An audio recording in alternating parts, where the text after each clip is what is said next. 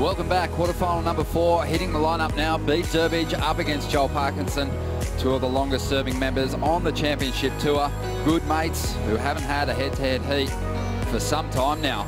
But interesting to know, Rosie, who do you reckon's got the upper hand when it comes to head-to-head battles between these two in Fiji, which is kind of interesting because he surfs the place very well.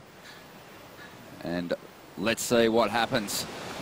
On Parko's first ride, Bede opened up with a 3.17. Joel driving off the bottom. A nice hit there. Climbs up under the lip once again. But just gets thrown off time a little down the line. Now tucking in, finds a bit of cover. Bounces his way out of the tube and finishes with another smooth float on the inside. On the back of the ski there, Joel, in his last heat, Rosie, went looking for the barrel. Sometimes it wasn't on offer. This time, an easy decision. He just went straight to big turns. Exactly. I mean, it's A or B, black or white, the barrel or the turns, and Joel just goes to that rail. Such smooth transitions through his turns, just linking it together with a lot of speed and momentum. Pauses for this little tube time over there, rides it out through that crumbly section, and then goes for the float. Love that commitment on the inside. And then this, the 3.17 from Bede Durbidge. This is the opening wave of this heat. So throws the tail, drifts it through and rides it out. So Bede Durbidge, both of these guys matching the grunt and the power. In barrels, and I think his strength is his backside off the tops. Let's see here where Bede goes with this one. See how the wave paces. Looks like he's got a run so far, pull straight into the tube. Hopefully this thing barrels out way ahead of him. See if he can just hold on there. See, it was a kind of a crumbly, slow tube, but here goes Joel backing him up. I'm guessing Joel will kick out of this thing. He'll see where Bede fell and want to keep priority. It doesn't look like a giant score to me. He'll just get something on the board, and well, we'll see.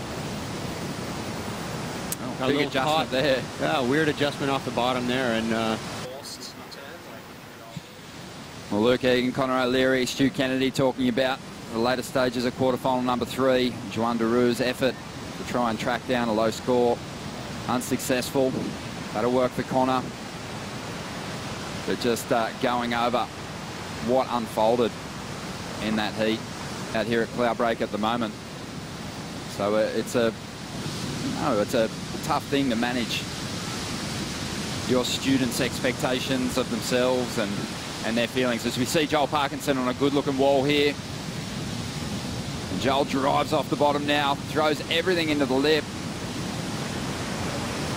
But it goes horribly wrong for him. Just under 20 minutes to go. So Bede Durbidge out the back now with priority. A good-looking set wave standing up for Bede. He drops to the bottom. Draws up around that bowl. Grabs his rail, starts to stall. Not a lot of cover there. He's going to get out, knowing full well that that's not going to give him the kind of number he needs to overcome Parko. You get a little bit out of the moment and stop thinking about exactly what's going on. That could happen. That being said, he started off with this wave, and he's just feeling the speed there. And you can see he's a little, I think he was a little frustrated that he didn't get a turn to start, but then he got a nice barrel. And look, the lip's a little bit funny out there. Look how steep this thing is right up where he had to hit it. And, you know, I think almost a floater would have been the maneuver with considering how late he got up to the lip. Nice little barrel there. Comes out, and he has to square this thing up. But it's hard to square up a lip that's running on your forehand or your backhand, because you see those out there all the time when you're free surfing. Just over 17 minutes to go. Joel having a look at this one. Up once again, grabs that rail, keeps his body nice and compact so he can fit in this smaller tube.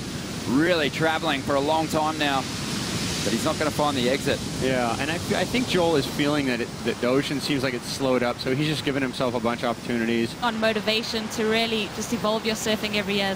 Joel looks like he's going to take off on this one. Big highline drive, grabs that rail, putting the palm of his hand up against that wall to stall, and he'll roll through this one. Out onto the open face now. Bashes that lip. Bede Durbidge going to look for an answer right behind him. Casual on the takeoff.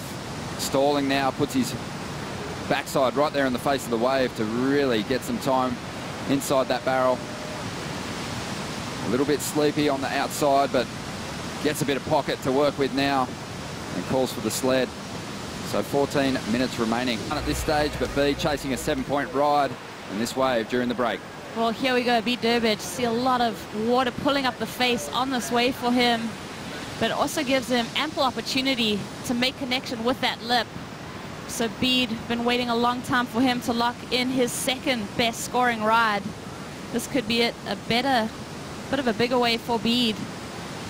As we watch this drone view, gives us a perspective of what's going on beneath him, that water pulling off the reef. I like the timing on this wave. You can see him at the bottom there, just waiting for the lip to present itself. And loving the soundtrack to the Outerknown Fiji Pro this year too, an Australian band. Bump on it from the skis coming back out. Here we go again. I don't know if this is the wave you're looking for, but I thought he surfed that wave basically as good as he could have, considering there was a bit of bump on it, but he sort of matched power with pushing through all those chops and bumps and created a nice clean line on the wave. It's hammered it 3 times. If we do see the above angle again, you'll see what I mean about the jet ski wakes in it, but you can see the line on the lip right there, making it tough. He probably could have held the rail down and driven out of that one a bit more, and that was a nice sort of clean finish. But this is where Bede really excels. His backside off the top, I think, is his best part of his surfing. His tube riding is a little underrated. You could look at those bumps out the back of the jet ski. So those are going right across that lip line and coming in towards him. So he's got to judge that and find the curve to round off those turns at the same time. That one, maybe he could have rounded off a little more square and then set himself up for a bit bigger turn there in the end. But I mean, overall, that was a pretty flawlessly surfed wave. It just didn't ever offer up the barrel, and that's really that is the point of difference for Parko in this heat. Is that had the help of the High Performance Centre there in Australia in getting him back on board. But here we go, Joel Parkinson trying to push further ahead, wants to get rid of a 6.23, stalling nicely. Drops out of the tube and really hits that first section hard. Couple of nice moves and another really nice, well-timed floater to finish on the inside. So that might be his best wave with a minute and a half to go. His first one was really well placed. So here stalling, you can see this one got pretty hollow for being the first wave. It's a little bit slow, didn't get very deep, so got to consider that. But look at this carp. Boom, just perfect timing. You didn't have to fall out of the lip. And he was a little late to the last one. Did great to climb and kind of shuffle it and throw the little sushi chef thing. I don't know what that was. Something's going on there. He's got to get to his feet pretty soon. The hooter is about to sound. Oh, he missed it. And he's just too deep anyway. So Bede Durbidge, a good run. Joel Parkinson, he is starting to celebrate. And that's going to give him a lot of confidence going into the next round. That was the best wave we've seen him put together today. So he'll meet Connor O'Leary in the second semi-final.